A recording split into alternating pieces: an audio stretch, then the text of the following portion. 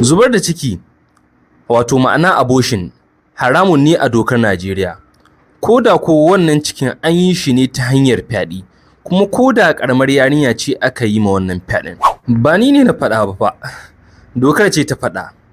Amma ku saurara, zan yi muku bayani dalla-dalla don ku fahimci inda aka dosa. Domin na san akwai tambayoyi da yawa a cikin zukatanku. Akwai dokoki guda biyu da suka yi bayani akan wannan al'amari. Na farko criminal court, na biyu kuma penal court. Bari mu fara da criminal court.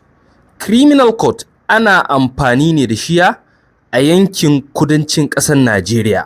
Ga abin da yake cewa, duk wani likita ko kuma ma'aikacin lafiya da ya yi yunƙurin zubar da ciki ya aikata babban laifi wanda ake kira da felony. Sannan hukuncin zai iya kaiwa ɗaurin shekara 14 a gidan yari.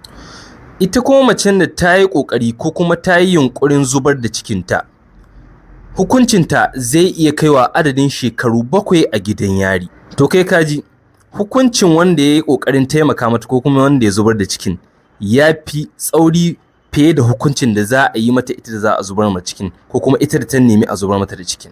Haka zalika duk wanda ya bayar da wani magani, allura ko kuma wani abu da an kasan zai iya taimakawa wurin zubar da cikin nan, ya aikata laifi. Ko da ko ba a yi nasarar zubar da wannan cikin.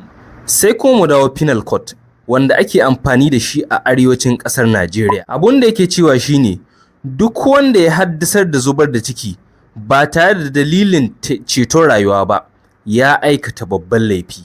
Haka zalika shi ma hukuncin shi zai iya kaiwa adadin shekaru 14 a gidan yari.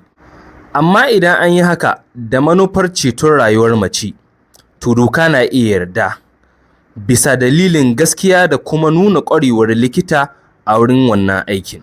Abin lura a nan shine, shin wane ne doka take gani a matsayin mai laifi wurin aikata zubar da ciki? Na farko shine likita ko kuma wani ma'aikacin lafiya da yi yunƙurin zubar da ciki ba tare da manufar ceton rayuwar macen ba.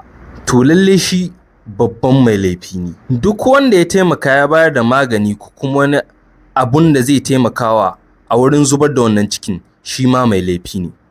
Macen da ta zo da manufar a zubar mata da ciki, ita ma mai laifi ce. Sannan kuma doka ba ruwanta shin wannan cikin an yi shi ne ta hanyar fyaɗe, ƙaramar yarinya ce aka yi wa, kai ko da halastarciyar hanya ce aka yi wannan cikin, in dai aka yi yunƙurin zubar da shiya, doka ba ta amince ba. Dokar tana bayar da kariya ne ga macen da take da ciki da kuma abun da yake a cikinta.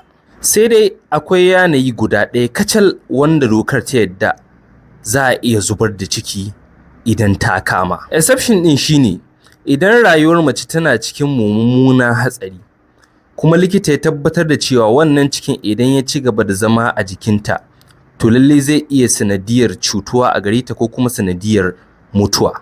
To a wannan yanayin ne kawai doka za ta iya amincewa da a zubar da ciki.